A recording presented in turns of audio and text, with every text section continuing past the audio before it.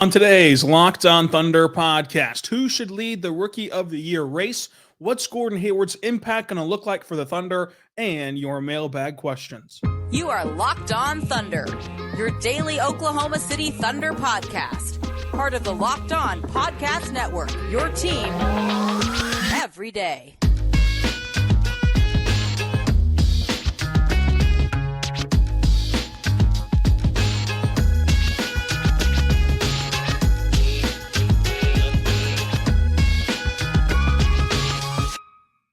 Let's get it going on the Locked On Thunder podcast, on the Locked On Podcast Network, your team every day. I am your host, media member, and beat writer for InsideTheThunder.com, Rylan Stiles. Follow me on Twitter at Rylan_Stiles. Follow the show on Twitter at LOThunderPod. Email the show, LOThunderPod@gmail.com.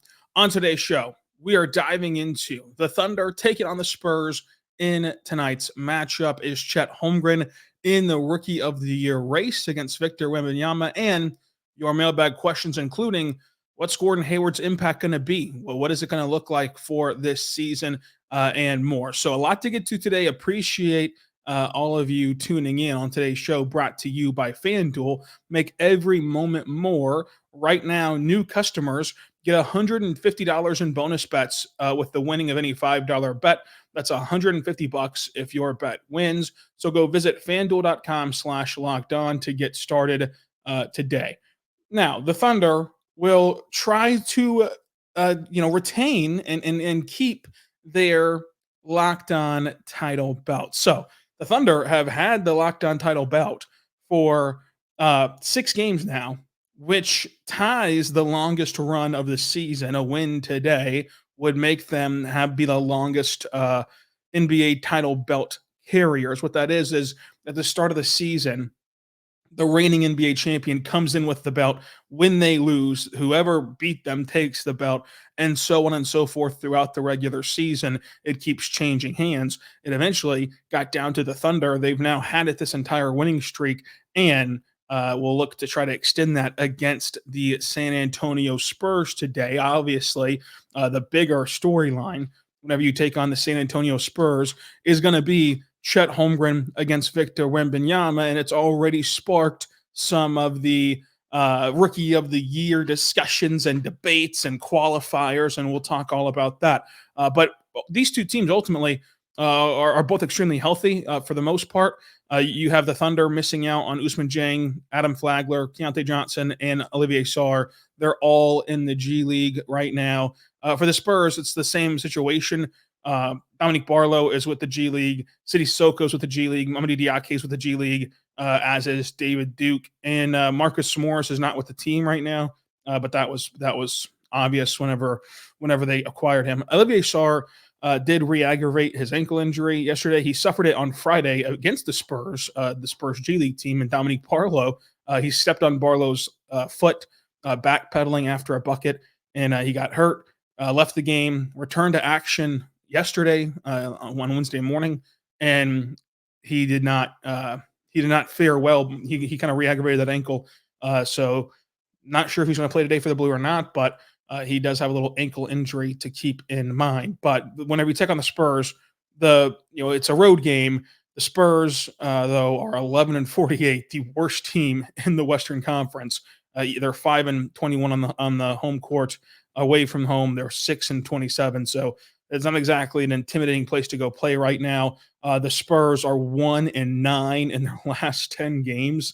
They're on a 5-game losing streak for their stretch of games right here. The Thunder are on a 6-game winning streak. They're 8-2 in their last 10 games, 41-17. So the Thunder should take care of business. They're currently a half game out of first place. They have a good cushion, a 3.5-game cushion on the Clippers, who are in the 4 seed, which vehemently extends their cushion, a 7-game cushion on the Suns. So they've, for all intents and purposes, the Thunder, barring anything crazy, have locked up the ability to host a playoff series But you still have to take care of business. You still have to win games like this against the San Antonio Spurs, and they'll try to do that tonight. Now, the bigger story tonight, obviously, is going to be Chet Holmgren against Victor Wembanyama. So far, Chet's 2-0 against Victor and has played more games than Victor. But, Victor is averaging more points per game, rebounds per game, assists per game, steals and blocks per game. So Victor's at 20 points per game, Chet's at 17. Victor's at 10 rebounds per game, Chet's at 7. Victor's at 3 assists per game, Chet's at 2. Steals per game, Chet's at 0.7. Victor's at 1.3 blocks per game. Victor's at 3.3 and Chet's at 2.7. Here's the big kicker, though. The big swing is that Chet's been wildly more efficient than Wembanyama. He's shooting better from the floor, 54% for Chet and 46% for Victor. Better from three-point land, 40% for Chet and 31% from Victor. Victor does have the edge on free throw percentage, 81% to Chet's 77%, which just came crashing down a little bit. For Chet, it was extremely high to start the season. Effective field goal percentage, Chet leads 61% to 51%. BPM, Chet's ahead, and VORP, Chet's ahead by a pretty comfortable margin. But whenever you look at this season, we always said at the start of the year that it's going to be incredibly hard to top Victor Wembanyama because he basically just has to roll out of bed, be healthy, and play the majority of the games, and he will be Rookie of the Year because of the kind of preconceived ideas, notions. If he plays anywhere close to what the expectations were, these same voters who were dubbing him as the next LeBron James are going to vote for him to win Rookie of the Year. That's just how it works. And to Victor's credit, he's been as good as advertised. He's been putting up these 5x5 games. He's been extremely, extremely good. So is Chet Holmgren. They both are putting up Rookie of the Year seasons and going up against each other doing so. I think that whenever you look at this Rookie of the Year race, the only frustrating part about it would be if your deciding factor is about the fact that Chet was technically with the Thunder last year. That is just silly. But anything else, if you want to give the award to Victor, I totally am not going to fight you on that. He's been an awesome player. If you want to give it to Chet because he's been more efficient, because he's helped his team win, because he's been able to immediately come in and not just make contributions, but be a leader in some of these games. He's taken over games to help a team win that it's in contention, flat out contention, not just in the playoffs, not just in the play-in tournament, flat out contention, because they've accomplished so much this year as a team, and he's been a big part of that. And you saw what this team looked like without someone of his caliber in the middle last year, and they won 40 games total. They've blown past that in this season with him being the significant kind of upgrade that was not playing last year. Of course, Jada's made a big leap, Shea's made a big leap, but still, you add him into the mix and things look vastly different. So I think that Chet Holmgren does have a case for Rookie of the Year. It's just at this point, you're splitting hairs of what do you value more? Do you value efficiency and winning more? Or do you look at Rookie of the Year and say, well, typically rookies are going to be drafted to bad teams. Thus, that's going to make them inefficient to a certain extent if you don't have good players around you.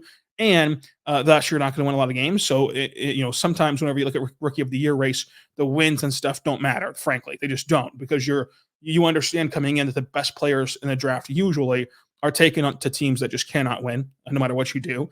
And so, I don't think that the difference in the Spurs winning games is 2 or 3 shot chucks from Victor Wembanyama. I don't believe that. So I can't really penalize him myself for the Spurs not winning basketball games. Yes, he should be more efficient. And I do believe that if Chet was in that same scenario, he would be more efficient than Victor Wembanyama. But I can't begrudge anyone who gives or wants to give the vote to Victor. The only thing that just sounds so ridiculous, if your only reasoning for voting against Chet, or if this isn't the reasoning at all for voting against Chet, is the fact that he was drafted in 2022, get a grip. Can we use our brains for a little bit?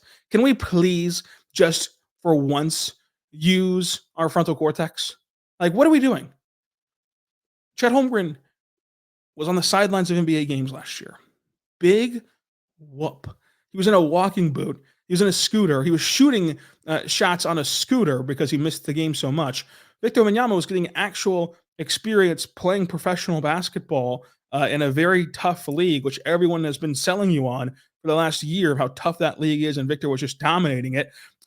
that was way better for his game and for his development than the benefits Chet Holmgren got of just being able to sit on the sidelines and watch an NBA game or be in the film room and learning from the players on the team and from Mark and learning the system. Because again, the system, it's great that he picked it up and everything, but the rookie of the year race is not decided by who can fit the system the best. And so I just think that that's silly to talk about how Chet technically was on the Thunder last year because he couldn't do anything. And it wasn't one of these injuries where like I'm not gonna point out any names, but it was one of these injuries where like the team shut him down. He could have played at the end of the season and they didn't let him. Like he legitimately could not walk without a boot or a scooter for 99% of the season. Like he just couldn't play. He just couldn't play. I think that what you should be reflecting on in that scenario is that he suffered a Lisfranc fracture, which everyone, whenever it happened, was shaking in their boots about what it would look like and how basketball players have a tough time, coming back from that. And he's not only came back from that, but he's not only came back, but he's thrived and he's played excellent basketball. That should be a celebratory fact, not something used to tear down his rookie of the year case.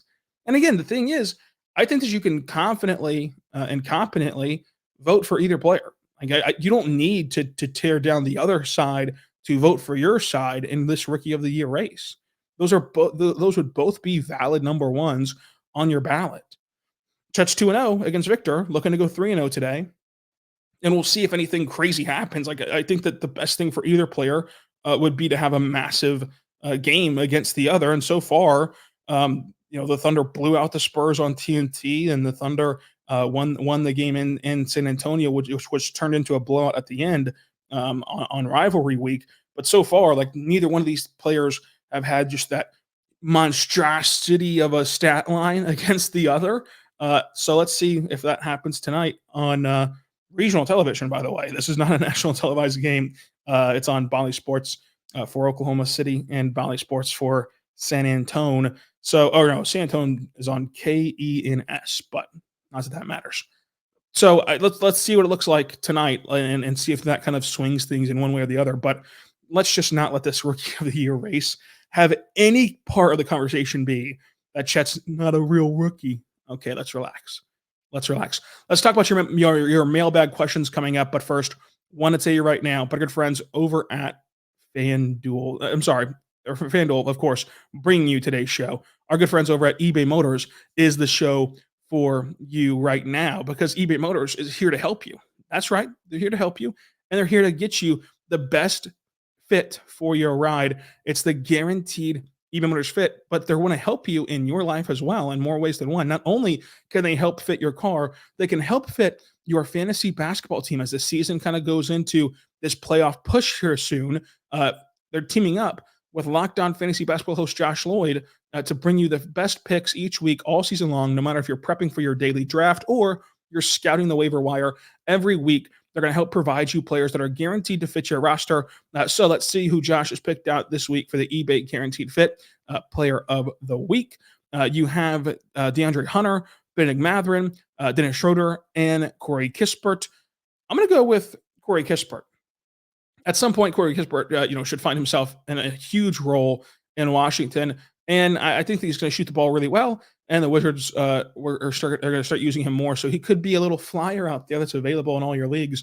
That could be worth picking up. What's also worth picking up is your device that's connected to the internet, whatever it may be, and going to ebaymotors.com because ebaymotors.com has over 122 million parts to choose from. If you're a number one ride or die, it can make sure that your ride or die stays running smoothly with brake kits, LED lights, roof racks, bumpers, and whatever else your baby needs. Go there right now. eBay Motors has it for you with the guaranteed fit. It's guaranteed to fit your ride the first time, every time, or your money back. Plus, at these prices, you're going to be burning rubber, not cash. So check it out today at ebaymotors.com. eBay Guaranteed Fit, available to U.S. customers only. Exclusions to apply, and eligible items only.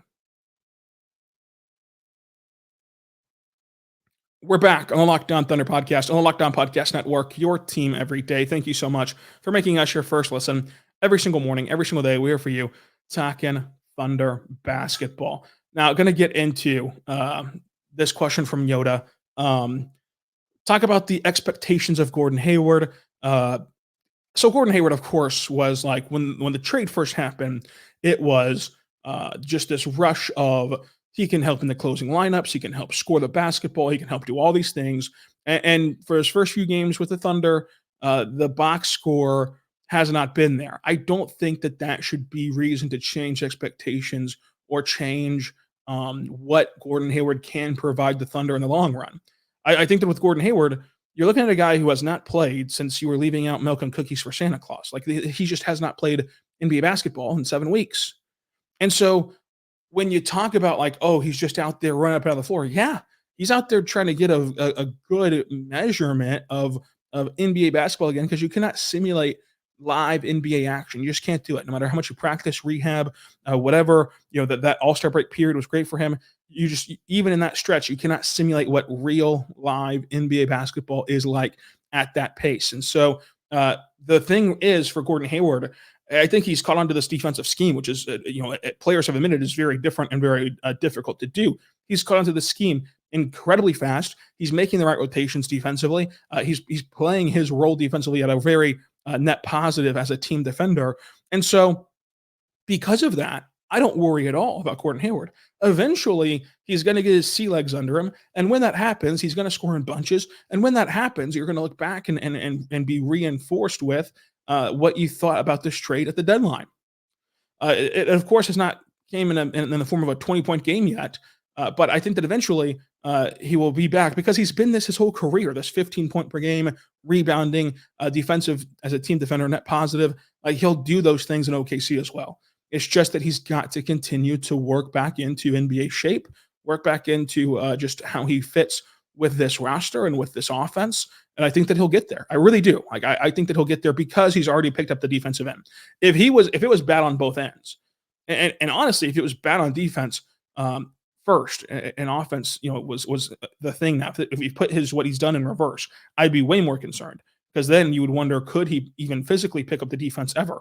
But because he's already picked up the defense, I am very confident that this guy who's proven he can score at every level, who's proven he can score at every team he's been on, who's proven he can score over and over again, I'm confident that he will be able to make an impact offensively if he's already doing this defensively. So I am not at all concerned with Gordon Hayward. I'm not adjusting what we've said on this show about Gordon Hayward. I think that he's going to be someone who helps you mitigate and eliminate these scoring droughts that the Thunder can go on at times. And he gives you just an option and a curveball to close out games if you need that kind of a shooting touch with him. So I think that Gordon Hayward is someone who you should continue to be excited about in Oklahoma City. Now let's continue on with your mailbag questions. Reds West says, why do Thunder fans harp on Josh Giddey's 3-point percentage? It's 33%, not 18 or 25. He's shooting 41% on left corner threes. The shooting area that Josh really needs to improve upon is in the paint and in the non-restricted area, where he shoots 38% on 160 plus shots.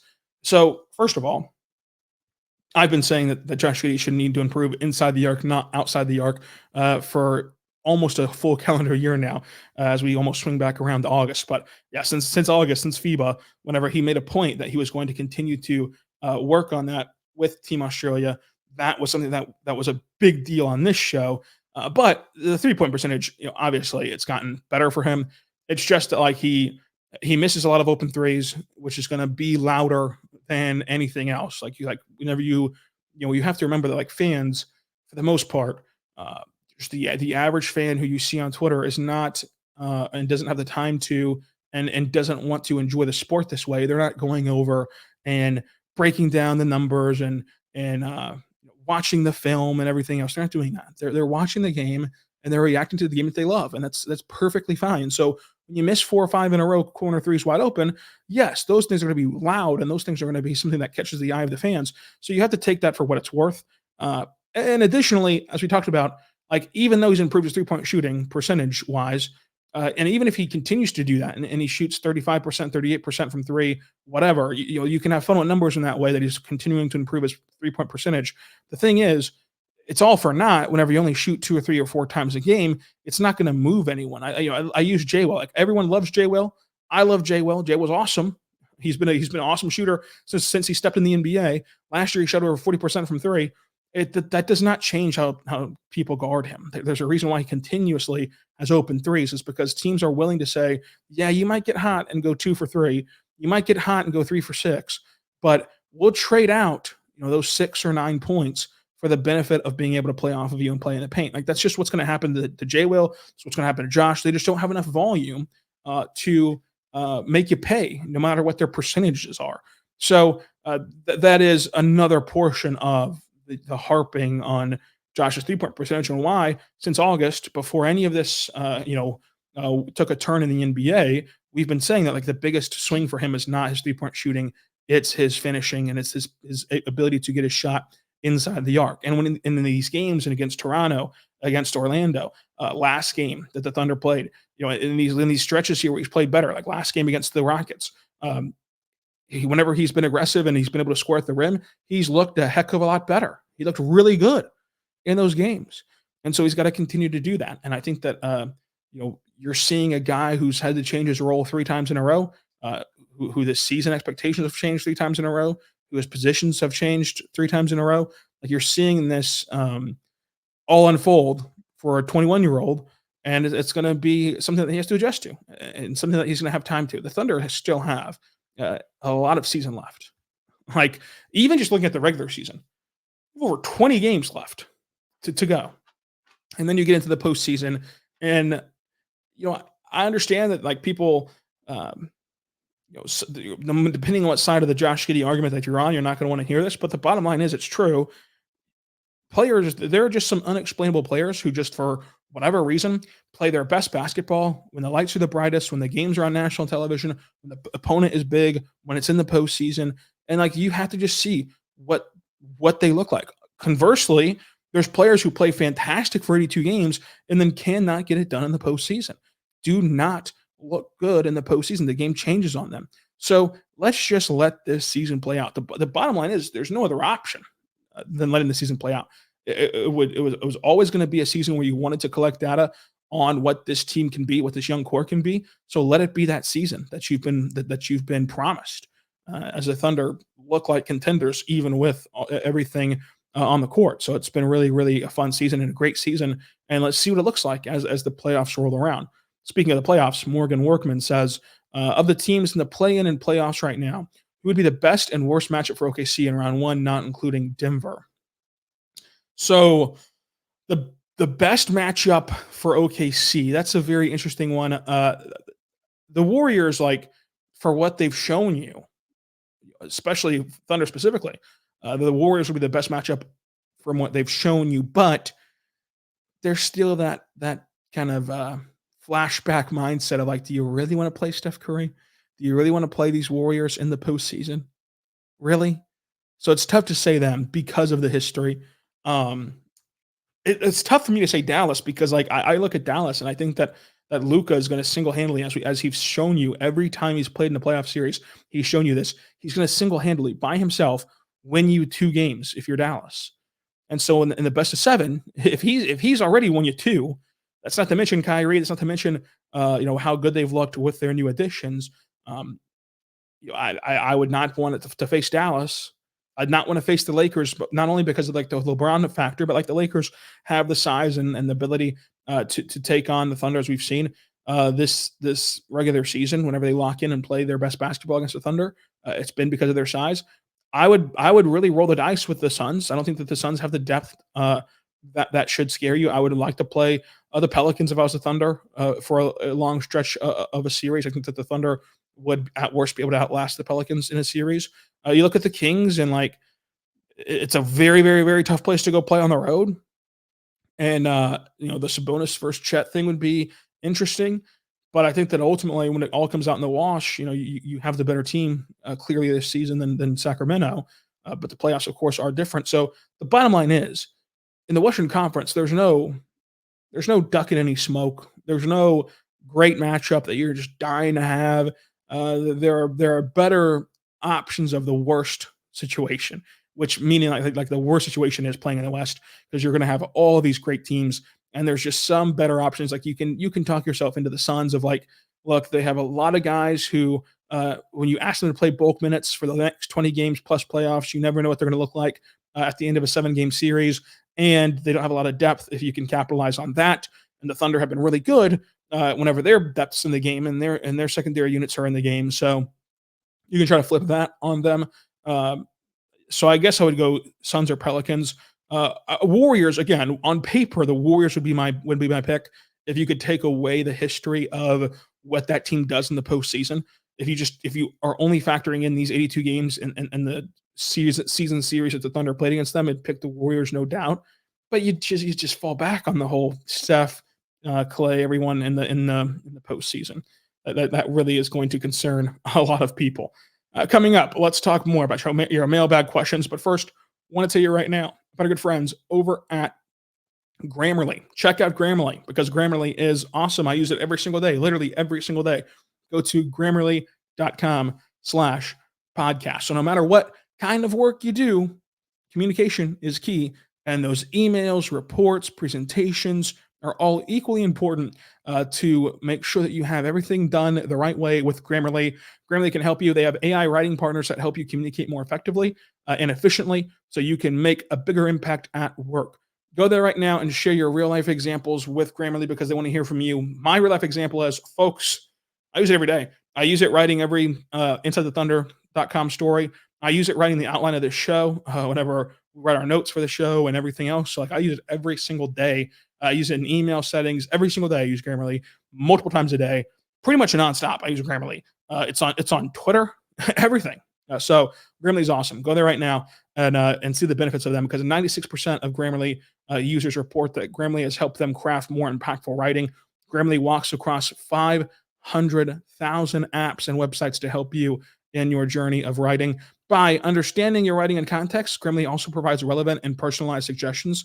The tone suggestion is great to help you navigate the most difficult work conversations, and you can save time. With one click, you can go from editing a draft for hours to seconds because 93% of professionals using Grammarly Premium report that they have gotten more work done because of Grammarly, and they're the gold standard for AI support with 14 years of experience and just about every IT certification under the sun. Grammarly has secured an AI writing partner that helps your team make their point and move on faster. So go there right now, make the biggest impact at work with Grammarly. Sign up today and download for free at Grammarly.com/podcast. That's Grammarly.com/podcast. Easier said than done. Go there right now. Easy said, easy done. Go there with Grammarly.com/podcast to help you get started, and all your writing will be easier at Grammarly.com/podcast. We're back on the Locked On Thunder podcast, on the Locked On Podcast Network, your team every day. Thank you so much for making us your first listen every single morning, every single day. We're here for you talking Thunder basketball. Let's continue on taking our mailbag questions. OKC BR Hoop says, what restaurant would you recommend in OKC, specifically near the Paycom Center? That's a good question. It's a good question. I can't say that I've had much experience eating before games, specifically near the Paycom Center. I would say, I think there's a Fuzzy Tacos around the Paycom Center, right? I'd go there. That's really, really good. Going and continuing on, what's the best spot to park when visiting OKC for a game from Cam? The Omni Hotel is one that's like a good location. If you want to walk, the best location would be the Bass Pro Shop because it is a walk, but it's free, so you can just park there for free. I don't know if I should be putting that. I don't know if that's legal, but you technically can. I've never had any issues doing that before. Previously with events at the Paycom Center. So like those two spots would be something that you look for. And then as you just drive around, there's going to be lots around that you can park into. But those two places specifically, depending on if you want to walk or not, would be the two recommendations. Richard says, what's your go-to Starbucks order? I'm glad you asked. This is a big deal. I talked to Joe Mazzato about this. He could not believe the number of Starbucks coffees I put down in a day on game day specifically. Caramel macchiato is really, really good. Like that is excellent stuff. So that a little white chocolate mocha would be good sometimes. And then you also just cannot go wrong with like an Americano. That's really, really good at Starbucks. Iced is good as well. So those two things, or I guess I said three things. I can't count anymore. I was told there'd be no math in basketball, but I was obviously lied to. Ben Glover says if Oos was in the draft this year, not being but barely 21, where would he go? Great question. If Oos was in this draft, he would for sure go lottery, in my opinion. Either direction. Like if you say that if you say that he was in this draft, going all the way back to whenever he was a prospect, and like you just take that prospect data points that we add of him as a prospect and put that into this year's draft, he's a lottery pick to me. Or if you play this little game, which I think is very fun to envision, what if Oos, instead of going to the draft that year in 2022, he signed with the G League Ignite or something, and he's been playing in the G League this whole time. We've seen him develop in the G League, and then he went to the draft this year. I think that he'd still be a lottery pick because in the G League, he's just been so much more aggressive and physical. Like last game, he was making these help side blocks 3 different times. And one of them saved the game to send it to overtime. The Blue eventually lost in overtime, but that saved the game in regulation. But he was just physically making a big impact and bodying up on guys in the air, on the ground with box outs. And attacking the rim so hard, a career high in dunks already this season. He's just been really, really, really good with the Blue. The biggest thing though is that he's still not shooting the ball well for the Blue. He's gonna have to shoot the ball better to make that transition to the NBA. But the most important part is, because I think that we can all agree that like if there's anything about Ousmane Dieng that you're pretty confident in, it's his jump shot's going to eventually hit. And so as long as his jump shot eventually hits, he's been so much better in command with the basketball. He's been so much better off the ball playing physically. He's been so much better playing in traffic on offense and also mixing it up on defense. Like I really think that Ousmane Dieng's progressed a lot this year. And if he was in this draft, he'd be going lottery still. And I think that he'd probably be going top 10 in this draft, depending upon how the lottery shook out and fell. Continuing on here with your questions, Dub in the Fourth says, if you could have any player all time on this Thunder team, like any player ever, who would not destroy the way that the Thunder play, who would it be? That's a very good question. I would say Michael Finley would be pretty cool on this Thunder team. Dream playoff matchup, we did that. He said that Warriors, Clippers, and Nuggets would be his dream path. It's pretty solid picks. I think that kind of be the right answer there. And then what teams have you been watching besides OKC? So I just constantly watch NBA League Pass on my television. Like throughout the day, I watch the games that I might have missed at games or covering the Thunder. But some teams I really enjoy to watch. I like watching the Pacers. I really, really like watching the Pacers, like on Thunder off days if they're playing. That's a great deal for me. The Mavericks I really enjoy to watch. And you go on down the list. I think that the Knicks play these games where it's just so. It typically comes down to the end. Like you saw that they played the Pistons and it came down to the end in a controversial call. It's very fun to watch, especially if they're at home. I like to watch that environment. I love watching Orlando, like the Magic. Orlando Magic. I just love watching the Magic. And then on the West Coast, because I want to balance it out, because we do as basketball fans know that like you are going to want to have a few West Coast teams mixing it up to make sure you can watch games all day long. I'm just so enthralled with the Kings, because whenever the Kings get to playing their best basketball, and it's been less stretches this year than last year, but when they play their best basketball, it's a lot of fun. And then you watch LeBron, you watch the Clippers, teams like that. So ultimately, though, it was just time zone independent. It'd be besides the Thunder, it would be Magic, Pacers, Mavericks. So especially Mavericks post trade deadline as they're getting healthy and have these additions to their team.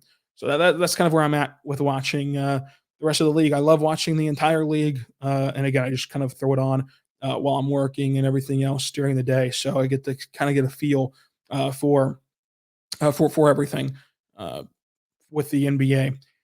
And of course, college as well, and synergy stuff for some NBA draft. But it's a lot of fun for a basketball fanatic.